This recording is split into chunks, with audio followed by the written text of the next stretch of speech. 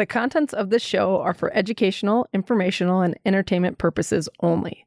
Any information on the show does not create a client-therapist relationship and should not be taken as professional advice. Before making any decisions regarding your healthcare, ask your personal physician or mental health care professional, or call 911 for any emergencies. We are three friends exploring connection, from the coffee shop to the podcast studio. I'm Amy. I'm Anna. I'm Erin.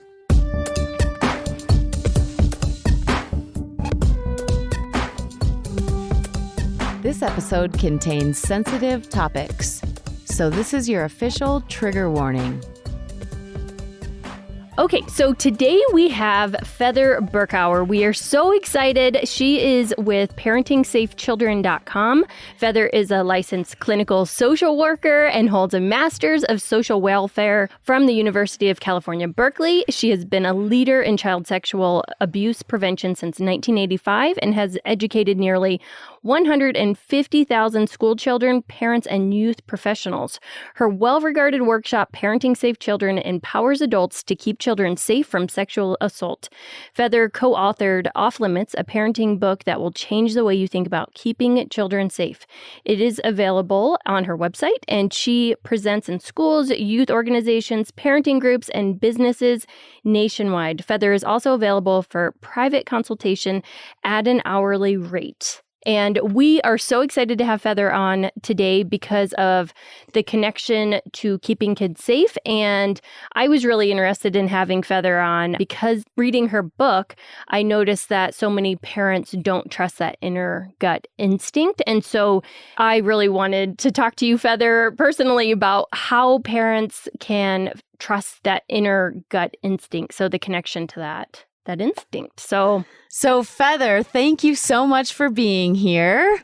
I am so excited, gals, and let's jump in. Yeah, let's do it. Yeah. So we wanted to just start off with a little bit of your own background, and we'd love to hear about how you got involved in this work and why it is, so important to you. Okay, great. So I always kind of giggle when I'm asked this question because the story it's not all that exciting, but it is what it is. So when I was in undergraduate school at San Francisco State, I had to do an internship for my BA, and I had no idea what I wanted to do with a women's studies BA. And I found an internship at an organization called Child Assault Prevention, which was a school-based program that taught kids about bullies and strangers and people they know and love and trust who may touch them. And I was brand new to the issue of child sex abuse. I did this internship when I was about, 20 years old.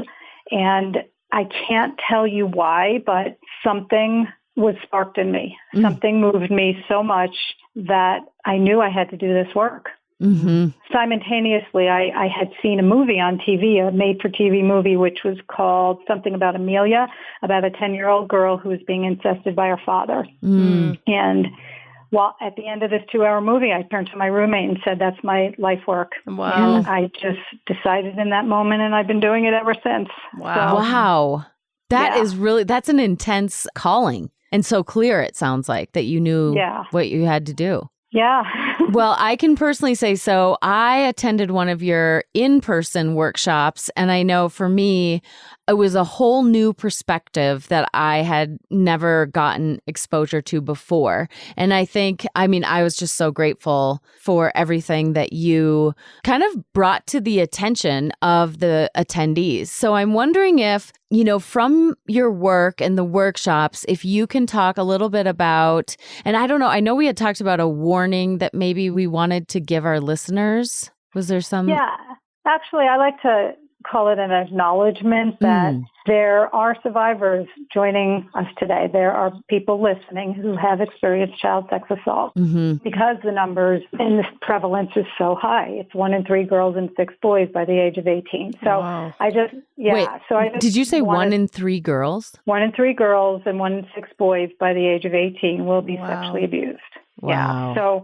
So if people are listening who have lived through this themselves or have friends and family and loved ones who have, just to take care of yourself while you're listening, this will be an empowering session and will give hope and skills, but it also can be very personal, and we all want to just acknowledge that. Yeah, thank you. So your whole goal, it sounds like, is like raising awareness, and then I heard you say empowerment, which that's like the best thing about the message is that, for such a heavy, intense topic that often, people don't really acknowledge. It's so great that you are taking the perspective of raising awareness and then giving people hope. Yeah, that's what Parenting Safe Children is all about. Yep. Yeah. So can you tell us a little bit about how the organization started and its mission? Sure. So when I worked for the Child Assault Prevention Program and all the years that I actually stayed with that program for about 5 years after I got my master's, and then worked in mental health and worked in treatment with kids who were sexually abused. And I came to the belief that it's really an adult's responsibility to protect children from sexual assault. That children can learn protection skills, and it's important that they do, and we can talk about those today. But ultimately, it is up to adults to protect kids, not for children to have to protect themselves. And they still need their skills. But what we can talk about in this call is how parents and caregivers and anyone with kids in their lives can create environments for children that minimize risk by deterring adult people who have the propensity to sexually abuse children. And that's what Parenting Safe Children is all about. So I moved from working with kids to working with adults only, and that's when Parenting Safe Children was born. I think it was back in 2006. And so I offer workshops to parent communities and to youth professionals in rec centers and schools and churches, synagogues, wherever youth professionals gather and give the education to both parents and people working with kids. Yeah. Hey, Anna. Yeah? Erin's a pretty badass therapist, right? I totally know. I just take notes when she's talking. Me too. Some of our audience does as well. So did you know that there's also a place that you can get information directly from her? On her website, right? Yeah. And didn't you do it? Yeah. Tell us about it. Yeah, so there's all these free workshops that they're offering, and at thekaliinstitute.com, you can sign up for those. Kali is how you spell Kali, and then institute, thekaliinstitute.com. Get it done.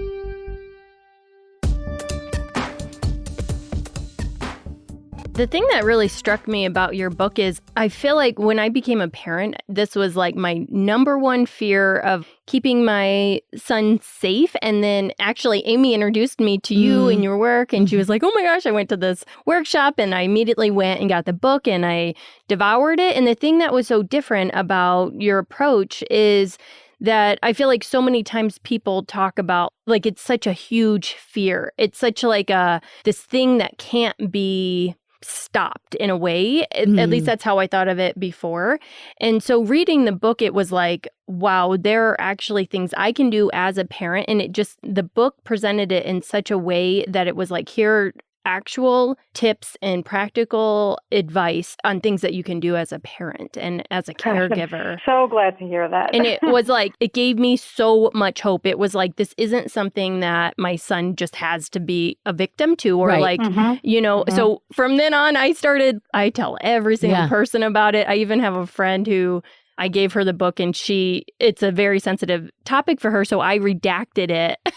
I went through and I was I'm going to just white out these parts that, are a little more visual just because the other parts of it are just so vitally important. I feel like this is required reading for every single parent and caregiver. Can you tell us just one thing from the book? You just talked about feeling so empowered and getting hands-on skills that you walked away with it. What's one thing that, a light bulb that went off for you or that you took away? Yeah. You know what? There are so many things. There's actually 3 things that I took from it. Well, quite a few, but the things that stand out are using the actual body terms for the body parts. Because I feel with young children, it's so easy to want to use cutesy names and not the actual correct names. So that's something. And then the consent thing is so huge. So it's really hard as a parent to ask my son, like, can I give you a hug? But I feel like that sets him up for having boundaries around his own body and to start learning consent. So I ask him, like, hey, can I give you a hug? And sometimes he says no. But that's one of the things that I really got. Those two things really stand out about how to teach a kid consent, And I actually encourage parents to celebrate when their child says, no, I don't want a hug, to you, to grandma, to grandpa, to the adults around the child. And usually all the adults get their knickers twisted up when the child says no to that. Yeah. But what's happening when your child says, no, mommy, I don't want a hug, is you are allowing him to choose when he receives and gives affection and truly to be the boss of his body. And that's modeling for him the bigger picture, because if someone else who is unsafe tries to touch him in a way that is uncomfortable or is sexual abuse, then he has the practice and the knowledge that he is allowed to do that. And kids who do not know that they have refusal skills will not use them because they don't have them. Yes. And so this is a biggie, in the work that I do and all prevention people who try to teach this, is that so much of the time families want their children to respect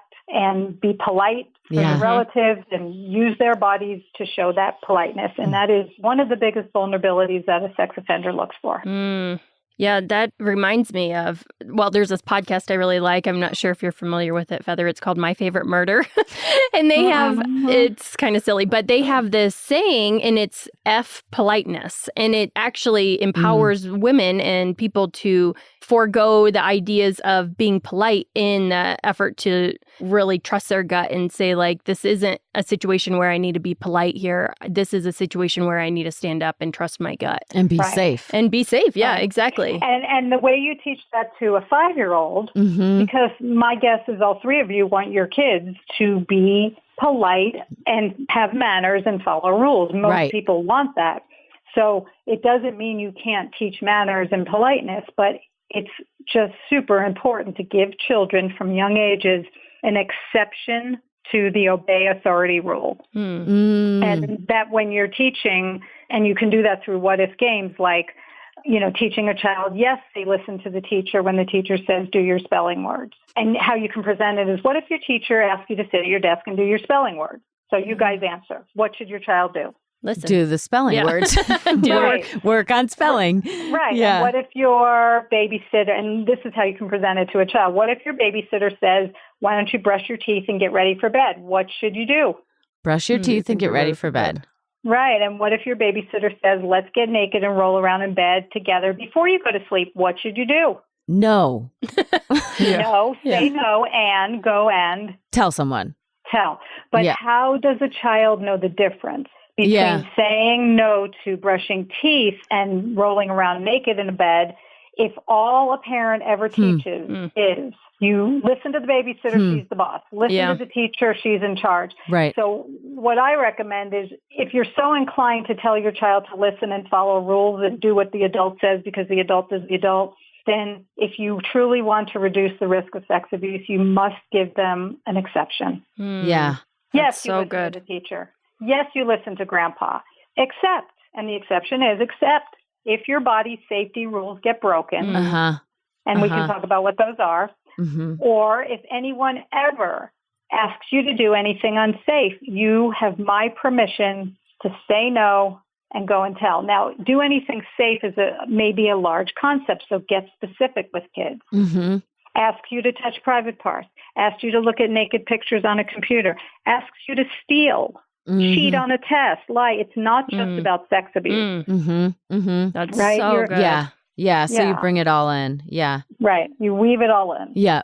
Something else that really stood out about your book, just as we've been talking, is the idea of having no secrets. Oh, yes. That's and, like, a huge thing in my family. A surprise, right? Yes. Can you tell us a little bit about that, Feather? Yeah. So older youth who sexually abuse and adults who sexually abuse often use innocent-like and I'm putting quotes around that, innocent-like secrets in the beginning to test a child's willingness to keep a secret. And the way that sometimes begins is through language like, let's eat a bowl of ice cream, but not tell your mommy, because she'll get really mad you're not allowed. The child keeps the secret because the child wants the ice cream, and the child really likes this person. Most people who sexually abuse children, the child knows, and the parent knows, loves, and trusts. So we're not talking about strangers here. So the child's super excited. They get to eat the ice cream. The next time the babysitter comes, says, let's stay up late past your bedtime. Don't tell your dad. And this is all what we call grooming. Okay, grooming around secrets. Kid loves the fact that they get to stay up late. Next time, it's about looking at funny pictures on the computer. And these secrets escalate over time until the person believes the child's a willing part of the secret keeping. And after they are confident the child will keep the secret, then it moves into more sexual touch around keeping secrets. And so what's so important to teach children is that we don't have secrets in our family, and to teach them the difference between a secret and a surprise. And you can start that around age 4. And with older children, it's confidentiality versus secrecy. And secrets are things that somebody asks you never, ever to tell, which makes kids sometimes feel really worried and scared and nervous, and uh-oh feeling, which we call intuition or the gut feeling. And surprises are things like gifts and surprise parties, presents under the tree, holidays, etc. And those we can keep. And that's where we begin our education with kids around secrets and surprises. The other thing that's important to say around this is sometimes unknowingly, innocent, well-meaning adults ask kids to keep innocent secrets, like grandparents. Like parents with another parent, or a child with their sibling. You give me an example. Can you guys give me an example? Have you ever asked a child to keep an innocent-like secret? Not a surprise, but an innocent-like secret from another adult. What would be an example? Well, I mean, I know of definitely the staying up late, like the older grandparents with their spoiling the kids. So kind of going against all the rules to have fun or to make light of, or not make, just to have fun in their time. But I know that it's been under the umbrella of like, don't tell your mom, or like candy. Because I know she's not real excited about you staying up late and eating all the sugar, but this will be our, fun time or whatever. Okay, this will be our little secret. Mommy that we stayed up late. And we ate candy. One more. Don't tell. Well, somebody else have one. Don't tell. Oh, I had a situation with a friend was that she had recently got married. And so the stepdad was trying to create a relationship with the pre-adolescent boy. And so he was like, I don't know what they were going to do, but they were like, hey, let's go do this and let's not tell your mom. And then my friend found out that this was happening, and it was very benign and innocent. But my friend, I think that she took your workshop and she was like, we don't have secrets! We don't have secrets! And so she was telling this whole story, and it was like, so as you're talking, all of this language is like, oh, this is where it came from, because I've heard all this stuff before. Yes. And so you got a good reach, Feather. Yes. That's good. Yes. So, thank you. Yeah. So, don't tell Mom we had candy. Don't tell Dad we went shopping and bought shoes. Don't tell Mommy we ate chocolate before breakfast. All of these kinds of secrets. And why do you think adults ask kids to keep a, quote, innocent secret like that? What are they trying to do? Bond with the kid. Bond. What else? Make them feel special. Okay. And listen create to your answers here. A fun situation. And why else would a environment. mom say to her partner, don't tell Daddy that we bought shoes at the store or we crashed the car? Because she was trying to cover it up for herself. Right. And what are we asking the child to do? Lie and keep secrets. And who is the burden on? Kids. Yeah. Do you see the problem there? Yeah. And that's what a sex offender takes advantage of. And that's the whole explanation of why we have to ask kids. It's too confusing for them to tell them, to be inconsistent. So we teach them we don't keep secrets. We can keep surprises. Yeah. And the offenders that I speak with tell me everything we've talked about so far in this call, they look for. They look for the kid who won't keep secrets. They look for the child who is taught they must obey authority. They look for kids whose parents are not having child sex abuse prevention on their radar. They don't know about body safety. They don't use the correct terminology for genitals. So this is what I mean by create environments for children that minimize risk. When we're doing all these things, and we've already jumped into the body safety rules here without calling them body safety rules for your listeners, but so far some of these are considered body safety rules. Yeah, so let's keep going with that a bit. So I'm trying to remember from the workshop, I came home with a number of body safety rules. And one that really stood out to me was treating your mouth like a private part. Oh. Okay. Yeah. Yeah. So, we teach children from really young ages.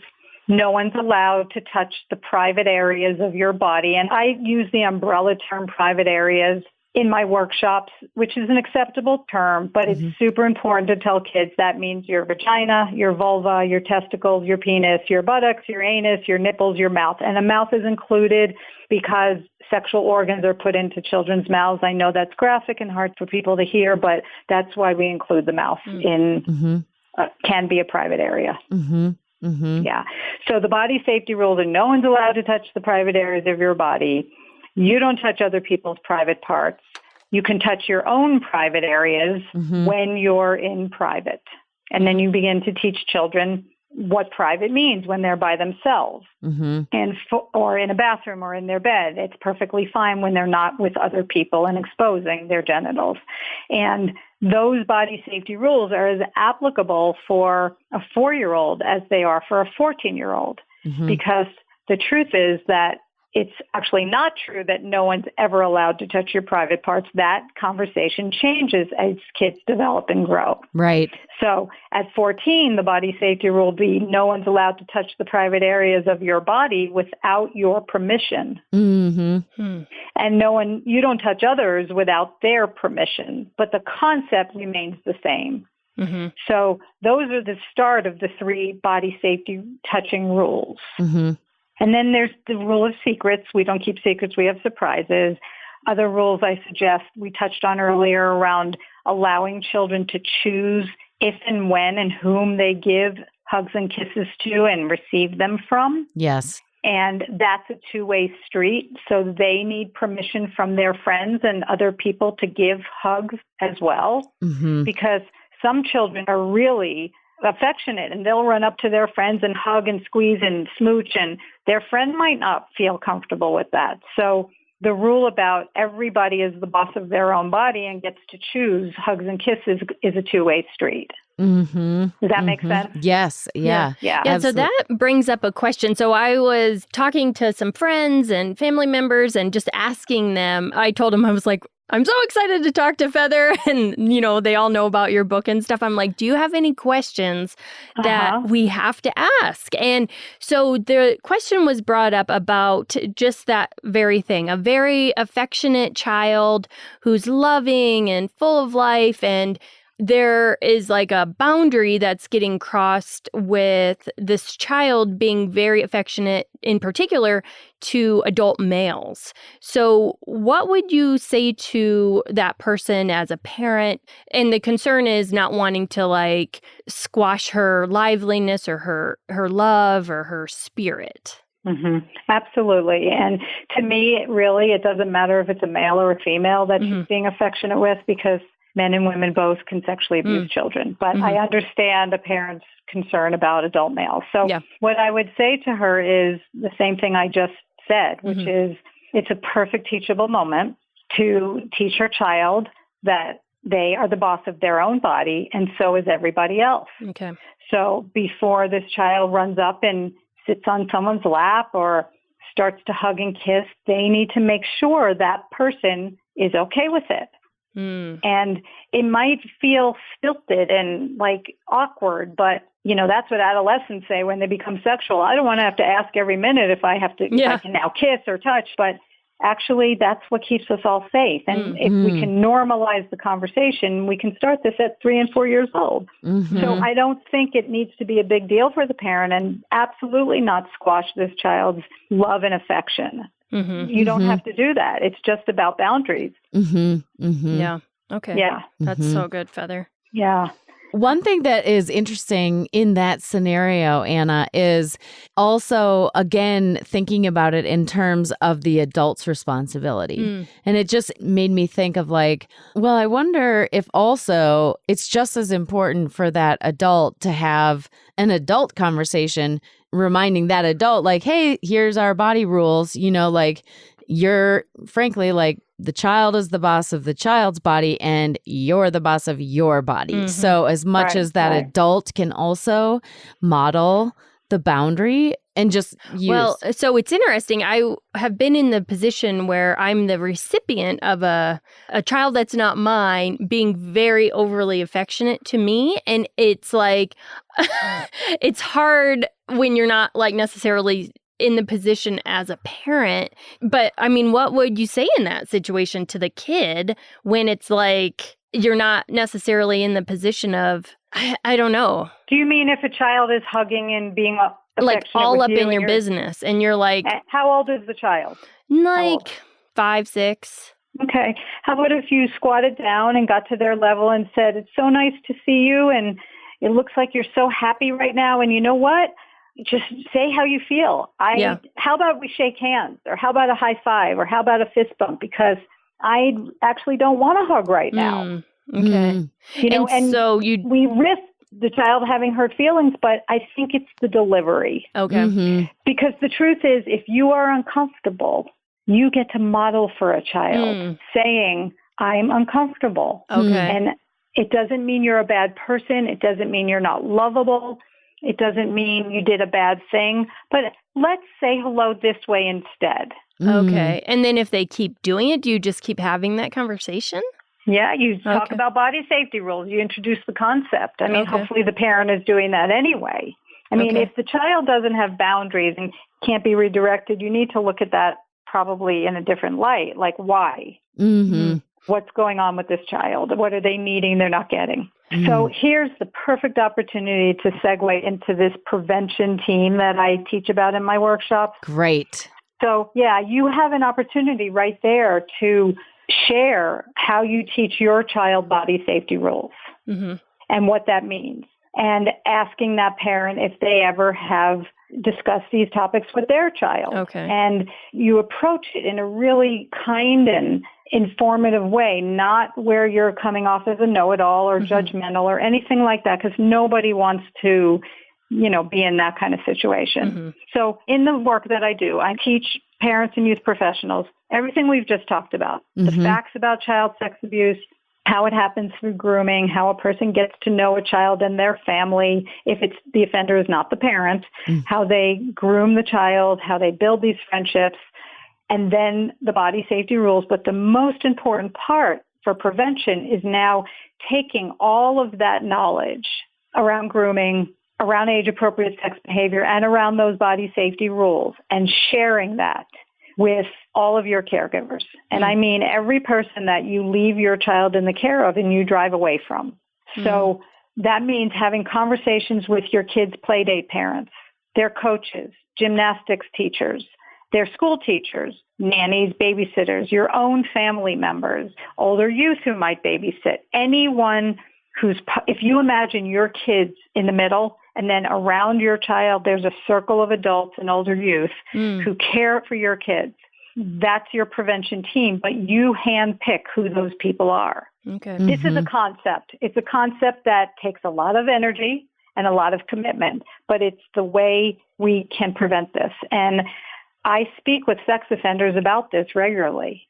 And what I mean by that is I ask them questions like, what would you do if a parent of the child you sexually abused would have discussed secrets with you before you abused, or discussed no touching rules, or privacy, or the choice for hugs and kisses? What would you have done? And most of these guys that I meet with tell me they would have gone the other direction. And I know you guys have my conversation starter cards with you, and that's a summary on those cards of how to get these conversations started with other parents, which quite frankly, parents are terrified to do. And in my workshops of, 50, 60, 80 people that are sitting there, they're I can see them not breathing when I'm suggesting having a conversation.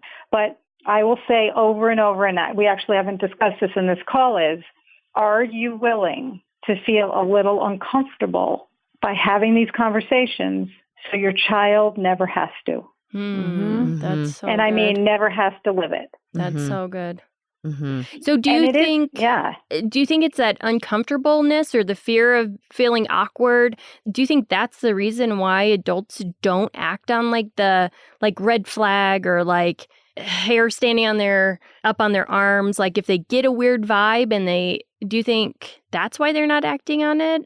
Yeah, don't we all do that? I mean, and yes, I think that people are afraid to accuse. They're afraid to offend. They're afraid to get it wrong. And I always say, what if you're right? And offenders tell me that they are purposefully looking for the parent who has a gut feeling because they know when you do and turns the other way because they're too worried about speaking up. And I will tell you that people who sexually abuse children, and they have a pattern of this, are more afraid of you than you are of them.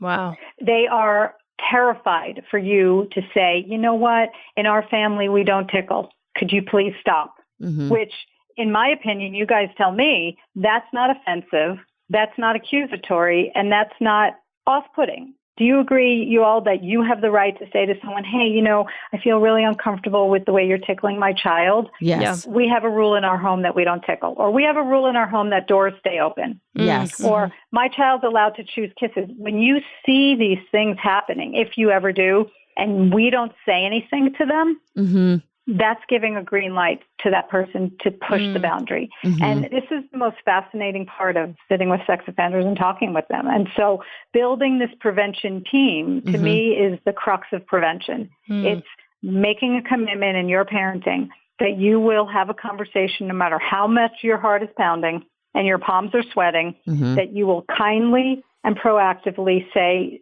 to your caregivers, this is not personal. We do this with everyone.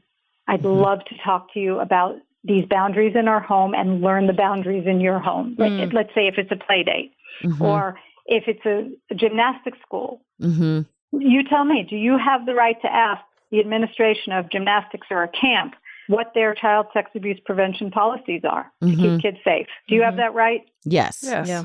Yes. You have not only the right, but the responsibility to do it on behalf of your kid. And that admin has... Anyone in the business of youth has a responsibility to have those policies in place. And so this is, after 30 years of doing this work, we lock offenders up, and that is not prevention. Right. Prevention is talking about it. It's talking about it and normalizing the conversation. Yes. Wow. This is all so good, Feather. It's so good. It's so helpful. It really is. And I have to say, unfortunately, I forgot my conversation starter cards at home. Wah, wah. But I know, but I have used them. So I ordered the pack, and I've used them mostly with nannies or babysitters that I've hired. And I feel like, just in full transparency, that to me is the easier conversation because I'm hiring them, and generally they've been younger, I guess, too. And so I feel less intimidated, or I feel my heart doesn't pound as hard because it's listen, you're taking care of my babies, and here are the rules and blah, blah, blah. But the conversation cards were very helpful with even just breaking that initial ice. So I had this card and I was like, oh, I just want to, I want to show you something. These are the body safety rules in our family. And this is something that I show. I show these cards to all caregivers. And it helped to just bring a little bit more ease to that conversation. I love that you're telling us exactly what you said too, because I feel like it's so that awkward feeling that we talked about of why parents and caregivers wouldn't connect to that gut instinct or ignore that gut instinct is because it's what are the words that I say around this? So Feather, you having this resource. Sorry, I interrupted. You having this resource is so valuable to be here are the words to use. Yeah. And then you acting it out, Amy. Oh, thank you. Would you like me to do another one? So Just kidding. You guys know on the card, basically it has 4 body safety rules. And it has 4 facts about child sex abuse and 4 asks of what you're asking. But around the language, people struggle so much with what do you say around body safety, but what would you say if you were dropping your child off on a play date and your child were allergic to peanuts? Well, interesting. Yeah. So interestingly enough, that one's and parents have said, I don't want, I brought snacks because I don't want to put you out of, I don't want to make you have to do something special. But, little Joey does have a severe peanut allergy. So I just packed him a snack in case. But generally, he's really good about knowing that he can't eat nuts, Now, would your heart pound to say that? No. So why does it pound to say we don't have secrets in our family and Lily is the boss of her body? What's the difference? I think partly that we don't talk about it. Yeah. So as a culture. Yeah.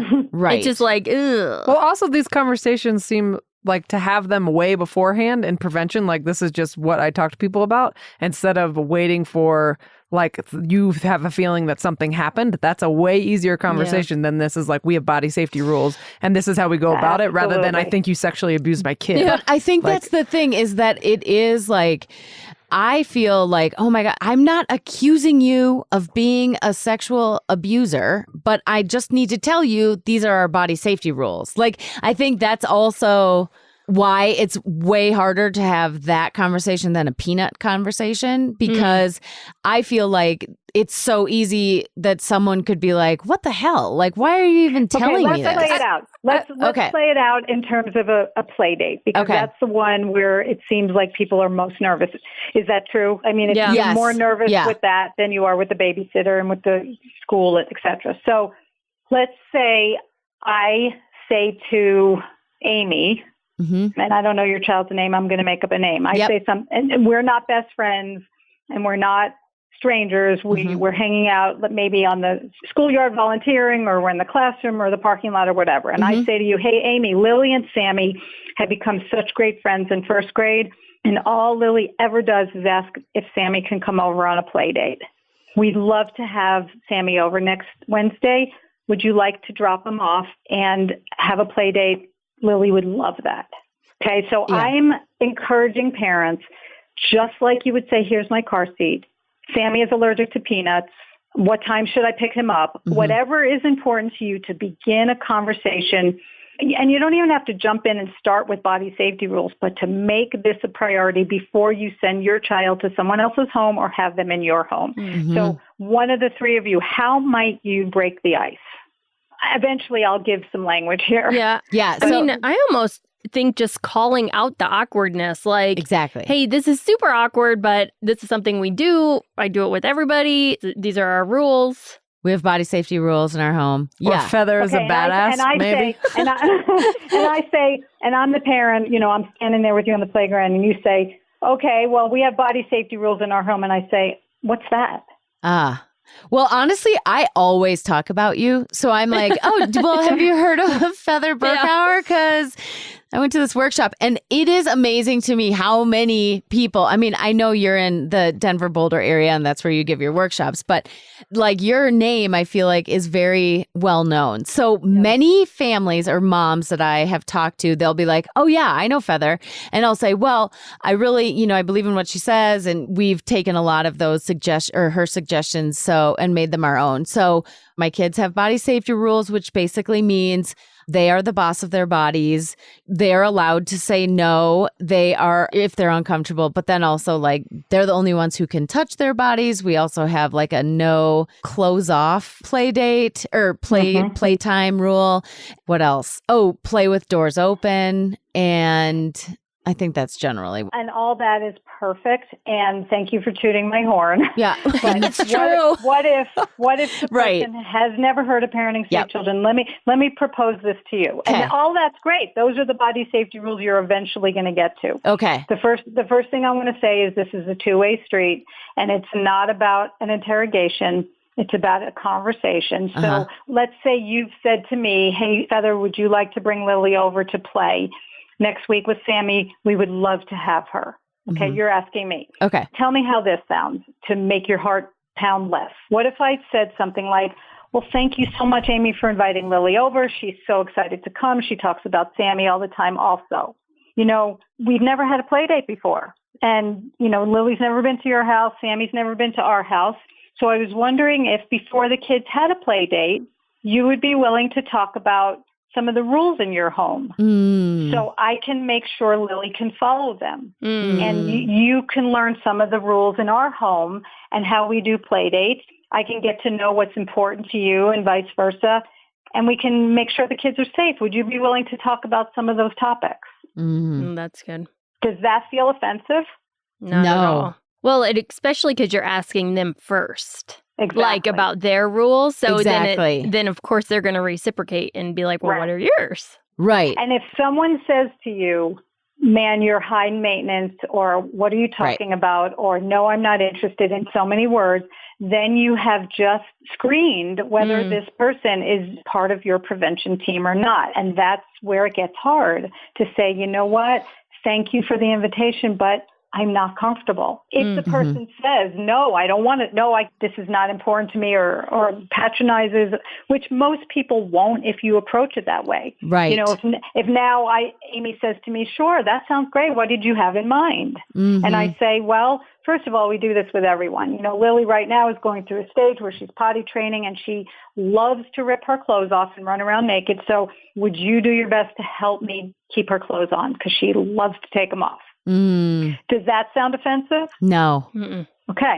And then I might say, when Sammy comes to my home, is there anything that you need me to know about him? Yeah. And then we don't have secrets in our home. And how about in your home with doors open and screen time? And you're just weaving it all in, bicycle helmets, car seats, and it becomes a conversation instead of an interrogation. And that's important to have if you have the time and the wherewithal, the family members. Right. And to get to know people and the older kids that might be there. Yeah. Yeah. Yeah. Well, and I think too, because I remember one thing I also remember from the workshop is you might send Sammy over for a play date, but then you don't know who else, and you might know Sammy's mom from the playground, but who else is in the house. And, I feel like if you're able to have that conversation, then you can learn about so much more about who's in the house during the play date and or the sleepover. I mean, right. The sleepover is so important to learn the sleeping arrangements. And these conversations can be the same approach with the youth organizations that you leave your kids in, you sign your kids up for, with their schools, with their teachers, because here's, in summary of all of this, if you are sharing proactively these body safety rules with your caregivers and the people you leave your kids with, what if you are speaking with someone who has a sexual behavior problem with kids? And you're letting them know that your child doesn't have secrets and we have body safety rules and doors open, or whatever you're discussing. Are you on our team? What if this person is grooming you and your child? What do you think might happen? If that nanny sitting on the couch across from you when you're interviewing, or whomever it is, what might happen if you're discussing sex abuse of kids? Well, I definitely don't think they would want to work with my kids or me. That's the point, right? There. And I can't promise that to anyone, but that is the concept that I'm trying to educate, that's how we deter older youth and adult people who sexually abuse kids. Because from all of these people I've spoken to, they tell me the moment they get a whiff of you having an inkling of their behavior that makes you uncomfortable, and you begin to pull back or speak about it, they get scared. And some offenders absolutely will push harder and become more tricky, but for the most part, they need an easy victim. And this includes, for any listeners, incest is a huge piece of sexual abuse, and this occurs in families as well, against the other parent or extended family members. All of this grooming we're talking about, children are chosen, specifically for vulnerabilities, even if it's all the children in the family. Yeah. Wow. So, Feather, I have a question. Yes. talking about like connecting to that gut feeling or that instinct that we have that we might deny because it's awkward or uncomfortable. Can you tell us what some of the red flags are that people might be ignoring, generally speaking? Yeah. I mean, every one of us on this call, I'm sure, has done this in our life. We all do it. So we all have intuition and a gut feeling, and it's our biggest safety radar, whether it's about sex abuse or not. And when something is off, when you question something, when something just doesn't feel right, unfortunately, so much of the time we turn away from it. And later we say, I had a feeling. And when there's nothing wrong, that feeling doesn't exist, doesn't come up because it's a natural human instinct to give us a red flag when something's off. And when it comes to children, it's a huge disservice not to listen to it. And we don't listen for all the reasons we've discussed so far, offending people. And it's really important to teach children to nurture, to listen to their own because they have it from little teeny ages. Right. There's a really great book I recommend by Gavin de Becker called Protecting the Gift or The Gift of Fear. Both of his books are phenomenal, and it's all about instinct. Oh, interesting. Yeah.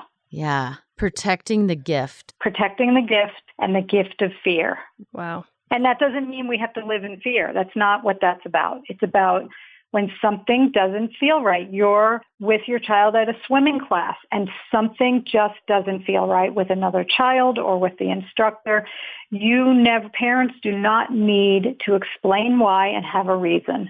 You just don't. Your biggest reason is there's something off. And at that point, you get to either say something or make choices on behalf of your child. And if your child says something like, I'm not comfortable with this person, and we say, oh, that's silly, or that person loves you, where instead of tell me more, right, what's your discomfort, we're shutting that child's instinct down just like we shut our own down.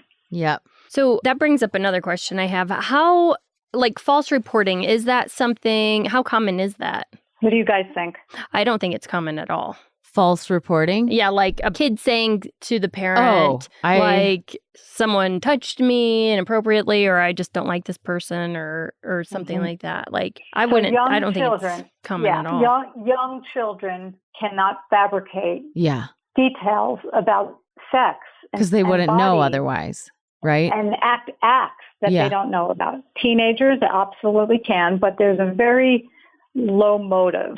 Yeah. Because there's all kinds of really unfortunate things happen when kids do tell about sex abuse. The way children typically lie about sexual abuse is by saying it didn't happen when it did. Because they want to protect the people they love. But it's rare for a child to just fabricate. And if a child does, that child is calling out for help and needs attention.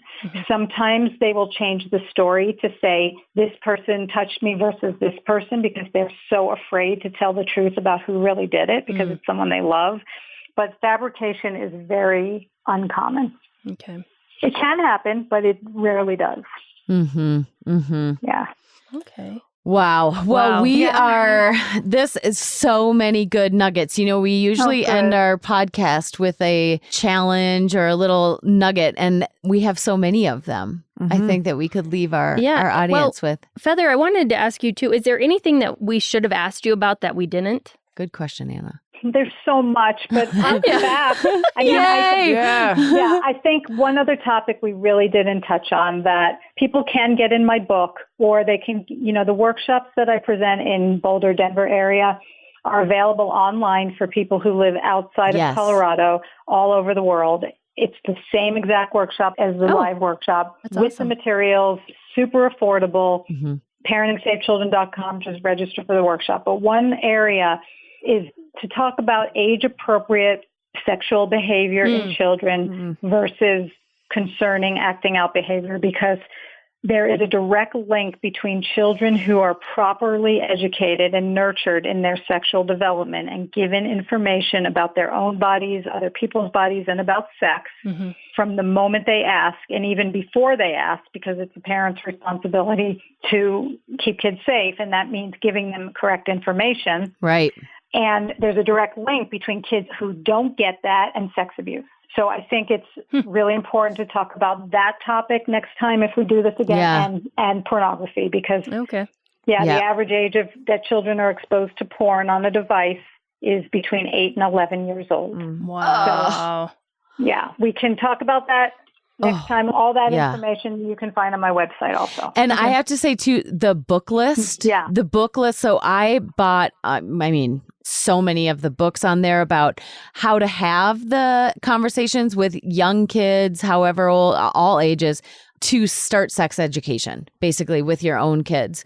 And I think all those resources are super helpful. So definitely go to the website and check that out. So before we wrap this up officially, Feather, Anna has this thing that she will ask everybody who comes on our show a random, hopefully goofy and completely unrelated question. Just for fun. Just for fun. To end on a light note. Yes. Okay. So it's nothing you have to study for. Are you okay with the question?